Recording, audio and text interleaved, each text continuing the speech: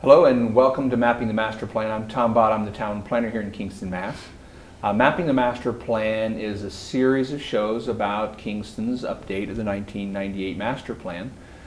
We have in the studio today talking about open space and cultural and natural resources, Maureen Thomas, our award-winning conservation agent. She hates it when I say that, but you know it's true. She went to Nova Scotia, New Brunswick for one award, and Albuquerque for another. So I wonder, does anyone around here like you? But I know I do. I'm very happy to have her. And also Gary, not exactly chop liver Langenbach himself, a stalwart of open space in the town for years, current member of the Conservation Commission, and they're both representatives of the Master Plan. So thank you for coming. Thank you for having us. Thank you. In the master plan, as we talked about on the last show, I'll just kind of highlight on this on each show, is the idea of the master plan is it's a snapshot of where we're at and trying to develop ideas about where we want to go to with the information that we have. There are various elements of the master plan, including transportation, land use, housing, open space and recreation, natural resources, and historic resources. So today we're going to sort of blur the lines a little bit because open space and recreation is one element and natural resource and historic resource is another element. But I think in the work that you folks do, you touch on both of those. And they are related, as all components of the master plan are related. So in the 1998 master plan, we had open space and recreation goals to preserve and protect natural resources and natural systems, and to provide opportunities for active, passive, formal, and informal participation in recreational activities for all residents. Now, that's a lot. One of the things I need to mention about the show is we try to keep this, very plain language. So sometimes we get into acronyms and technical jargon and things like that. So for that reason, I have the jargon bell here. If anybody starts going jargony on us, any of us, the bell's right here on the table. So feel free to pick it up and give a ring, so we can explain any sort of concepts that we're talking about that are, that we're comfortable with. Saying ANORADs, I know those. You're going to tell me what that is again. But anyhow, we're going to try to keep it in plain English as much as possible. So we're in the midst of updating the master plan. And we've just recently completed an update of the open space plan with the work of students from the Conway School. So if you could just sort of talk about that effort a little bit, about what went into that. Sure. So earlier this year, the Conservation Commission contracted with the Conway School of Landscape Design and Architecture to help us with updating the open space and recreation plan, which had not been updated since 2008. And so it's still in draft form. We have it here. We still have some updating to do. With the master's degree students at the Conway School, they had just a semester to work on it. So they did a fabulous job. It's really a beautiful document. It is online if anyone is interested in looking at it. It's on the website.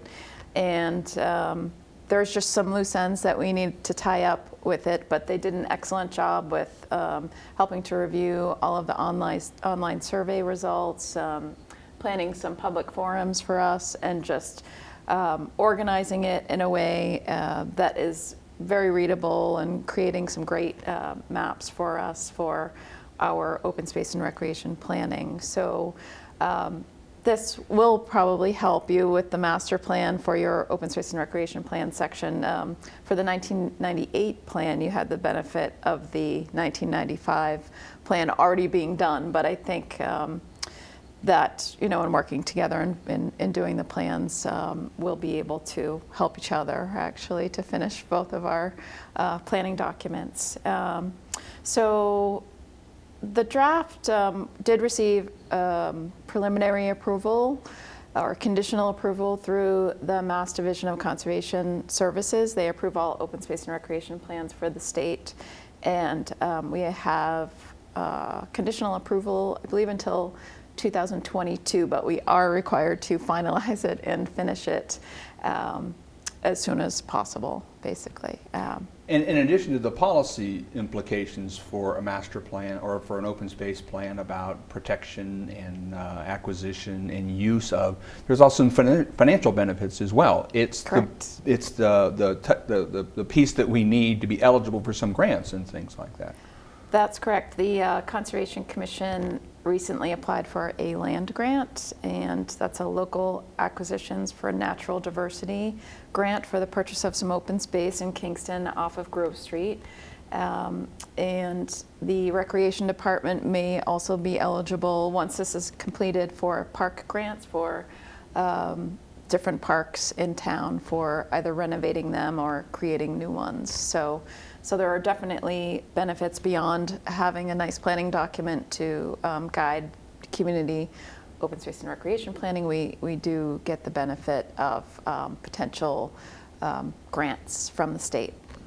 And previous master plans have been used for that purpose. Gary, when I first got here in '98, Gary's very involved in obtaining some of those land grants and things like that for some of the open space that we've purchased over the years. They had different acronyms then, but yes, self-help grants they were called. But basically the same exact grant. And it's competitive with other towns in the state, and they rate them. So we hope we do well on the piece we're trying to buy off Grove Street. So is that the Albertini property? It is, yes. It involves, there's cranberry bogs on the property. There's a significant amount of uplands also on the property, and other wetlands and streams. And rare species. And rare species. It's beautiful out there. It's pretty nice. So we're hoping we get the award in order to purchase it along with some CPA funding. And it's right behind Silver Lake High School. So the young adults will use it. I know the cross-country team does, and the bike group association. Right. And we're always looking for those opportunities to preserve land for passive recreation. But passive are things like the cross-country meets and people walking and sort of biking, as opposed to active recreation, which is more construction of ball fields and things like that, correct? Right, right. All of that land, most of which was purchased in the late 90s when Gary was involved with others getting the grants from the state. That's when we got most of our open space in Kingston, and a lot of that was for preservation of natural communities, endangered species, wetlands and waterways and groundwater, and passive recreation. However, the open space and recreation plan does also include active recreation, which is also a very important component of the town. As we know. Yes. Yeah. Now, when we look at, and there's it's called a BioMap, and that's biology and map together. I'm not trying to get wonky or anything with the terminology, but there's a BioMap that anybody can ring the bell, that basically identifies critical habitat, endangered species habitat, and things like that. And it covers an awful lot of the town, doesn't it? It does, as do the wetlands. Kingston has wetlands all over town, whether they're isolated or bordering on the Jones River or other streams or the coastal wetlands. And that's one of the things that was mentioned in the draft update from the Conway schools, that there are wetlands all over town. It's a small town, so you wouldn't think that there would be that much work for a Conservation Commission, but because they're pretty evenly distributed throughout town, it's a pretty big job to have to regulate and protect those wetlands. Well, and what we found out from the planning board side of things is when people bring in a plan of land to divide a piece of property into two, all the simple, easy ones are done. All the property that that in the olden days that you would have built on, had been built on, and as I point out, in the old days you built where you should, not where you could. And these days people are down to the inventory of available land, trying to squeeze things on pieces of property that from a development perspective you might call them marginal properties, but from a conservation perspective they're not marginal at all, because they're supporting habitats and they're supporting flora and I shouldn't say flora and fauna because it rings a bell, but critters, plants and animals both. Right. Right, and that's one of the benefits of both, the master plan and the open space and recreation plan is, the goal is to have a balance between areas developed and to be developed, and then also conserved open space so that, there's quality of life within the community while also allowing opportunities for growth. And surprisingly enough, when we talk about rare or endangered species, people think about exotic creatures in faraway lands, but there's a lot of that, those species here in Kingston. In fact, one of the things that we've recently had some conversations on a conceptual plan about is Sachs and Partners in Plymouth looking to try to expand into Kingston into some of this property owned by the sisters and by Phillips Forestry in some of this area where there is some of this rare habitat. Do you want to talk a little bit about that, Gary? Well, not where they want to expand, but in part of the sisters' property, there's Muddy Pond, and Muddy Pond has a number of rare species around it. So, and that gets back to that issue with the master plan of a balance of people are looking to develop things, but what are the ramifications of that development? And is it an appropriate spot for it? Mm-hmm. In this case, it's a piece of property that you really can't get to from Kingston. You've got to drive into Plymouth to get there. So any sort of services the town might have to provide, it's no direct route to get there. You've got to go around quite a bit, whether it's school buses for potential housing out there or any type of emergency services and things like that.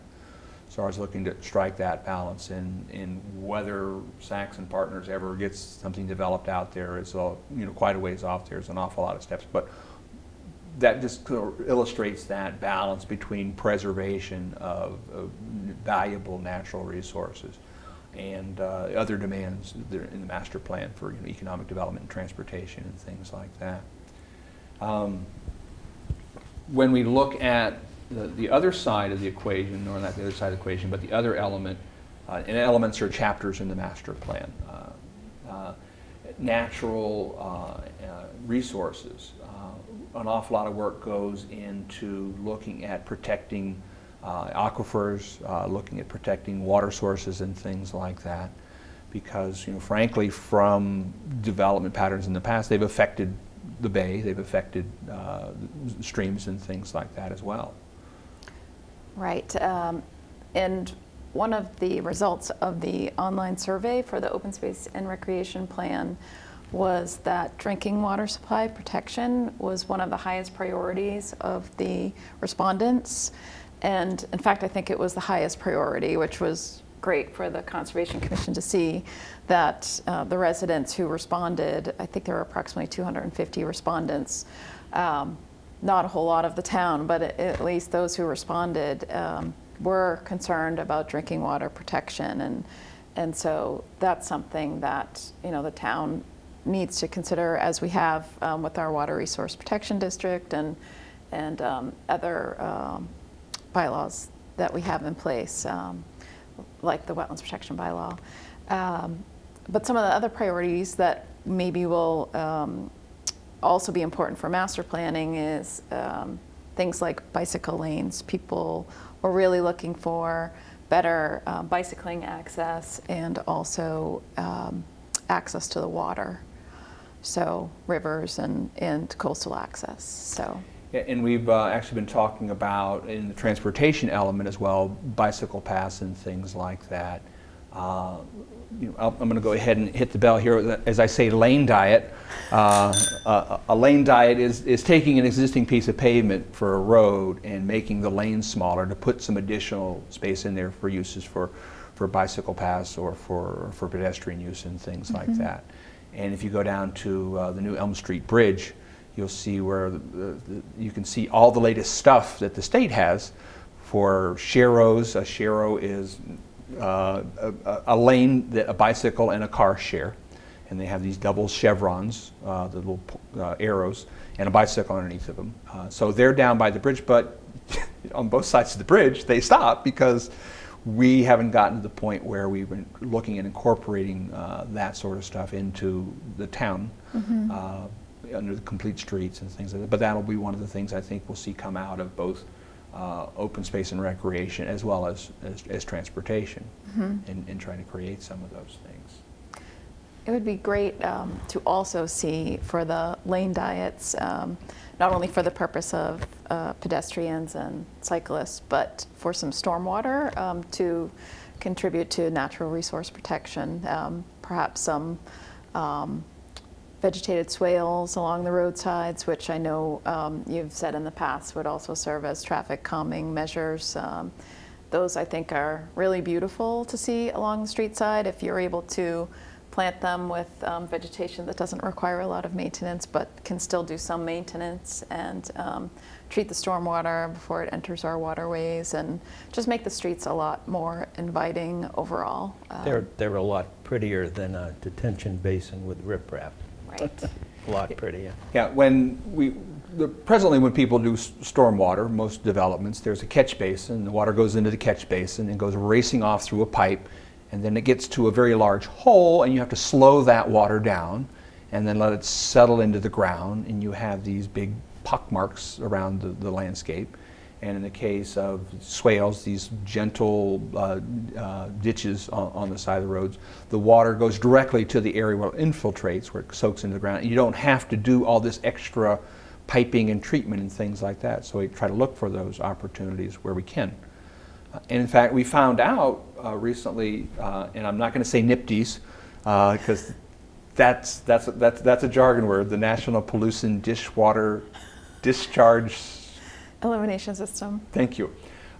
There's a lot of work in trying to deal with stormwater in the towns, and the feds are actually taking a very hard look at how towns are doing that.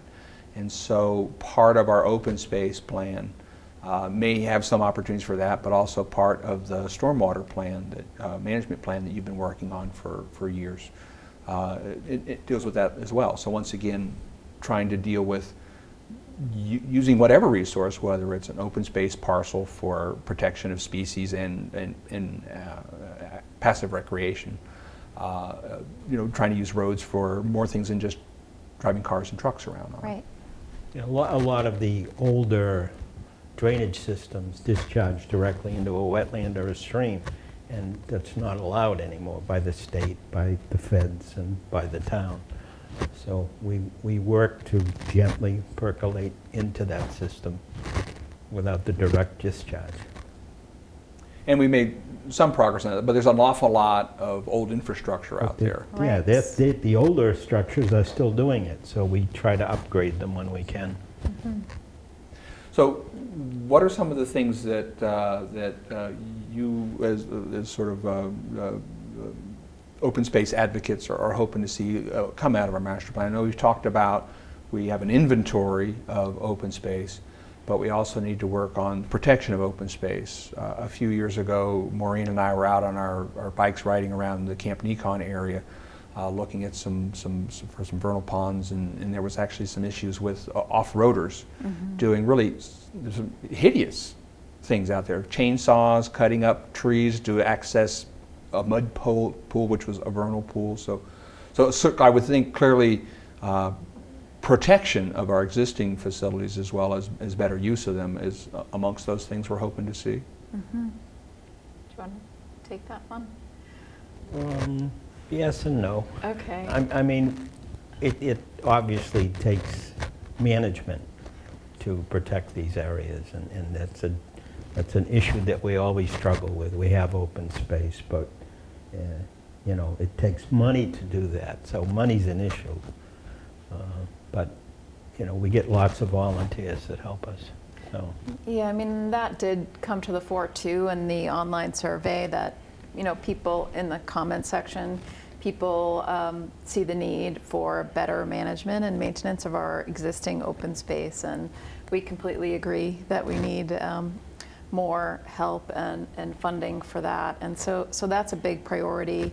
We're actually looking to create a volunteer land stewardship program hopefully for each parcel to try to get neighbors and other residents in town, Boy Scouts, Girl Scouts, Wildlands Trust, and their Mass Lift AmeriCorps staff are interested in helping us to develop that program, just to get better management of our existing open spaces. And then obviously, we're hoping to create a priority list for acquisition, which there was one in the 2008 update, but it wasn't really completed, and we would like to do a thorough priority list for the town to use in future years for potential acquisitions of sensitive habitat or good passive recreation connections to our existing open space. Most of our major properties have trail systems, which are mapped. Some are blazed, which is a marker. The Scouts have helped us a lot. The Conservation Commission has maps of most of these major properties. And those maps are terrific. My office across from Maureen's, and we hear a lot of people commenting on the maps, and they seem like they're being very well used and very popular. There's also the Bay Circuit Trail, which is a trail system through, I don't know how many towns, It's 30 or about 40? 35 towns. But it goes from here to the North Shore. It goes Correct. from here, basically between the old 128 and 495, goes all the way around to the North Shore. It starts at Bay Farm in Kingston, Duxbury. Right, and there's a pretty big PR campaign now that the Appalachian Trail and the Trustees for Reservations have taken over the management of the Bay Circuit Trail. Bay Circuit Alliance is still involved, but the Appalachian Mountain Club and trustees have a lot more resources than the Bay Circuit Alliance did, and so they're really looking to promote the trail, and so we have the responsibility of maintaining our section in Kingston, even more so now that there's a lot of attention being brought to it. But it would be great if through the master planning process the group could concentrate maybe on finding areas for pocket parks throughout town that I think... A pocket park being just a very cute little space that you could use for recreation, for a recharge. Right, near downtown. I think that would really enhance our open spaces in town, and a lot more people would use them and maybe be drawn to downtown. And then perhaps helping with things like ideas for Camp Nikon. It's such a beautiful area. Beautiful. A lot of acreage. It's overwhelming for our small staff to be able to manage the entire thing on our budget, and so maybe some good ideas will come through the master planning process for Camp Nikon and perhaps some of our other open spaces. Yeah, that's almost around 200 acres, and Kingston State Forest abuts it, and so there's a lot of open space there that really is underutilized. I know Plymouth is trying to tie into the Bay Circuit Trail, and they would like to come through that area to tie in. Mm-hmm. And yes, and Plimpton is also interested in connecting to Kingston with open space and trails. So if the master plan committee can think, regionally too about open space connections, that would be a great thing to see too. We did a little bit of that with our open space and recreation plan update and earlier this year, and it just would be great if we could expand upon that, the regional open space. Because frankly, when you're taking a walk, there's no sign out there that says entering Plimpton. You're just taking a walk and you're enjoying your day. So Right. you don't just turn around when you get to some imaginary line. You walk and you have a nice time out there. Now you mentioned the voluntary stewards program. Now Gary is on the board of the Wildlands Trust. And when my kids were younger, we were stewards for a wildland trust property in Plymouth, where I live. And thank you, by the way, for coming all the way down to Plymouth to the studios today for the show. So this would be a similar program to what the Wildlands Trust has for a voluntary steward to sort of walk the woods and just report back to, oh, we've got an issue with this, we've got an issue with that, or would these stewards be out there with... Yeah, it's adopt a property basically and go out and check on it and let us know when things are needed, etc. Right, and there would probably be some subgroups. Some people might be more interested in doing actual trail maintenance. Some people might want to pick up trash. Some people might just want to visit and report back. And so we're looking now at how to organize that. Yeah. Excellent. We should mention that the Boy Scouts and Girl Scouts help us a lot. Yes, they do. They're good kids. Well, I want to thank you for coming in today. Thank As you. I said, it seems like a long time that we're going to be talking today, but the clock on the wall says we're wrapping these up here. So I'd like to thank my guests, Maureen Thomas and Gary Langenbach, for coming in today. We encourage everyone in the audience to participate in the master plan and sending in your comments to me, it's townbot, tbot@kingstonmass.org. We forward them on to our team. And we're looking forward to updating the master plan and then moving on with trying to implement those ideas that are in it, which is the whole idea. It's just not a plan, it's a process. So this is part of that process, identifying where we want to go, and then we'll work on getting there. So once again, thank you very much for coming in today. Thank you for Appreciate it. having You're welcome. us. Thank Thank you. you.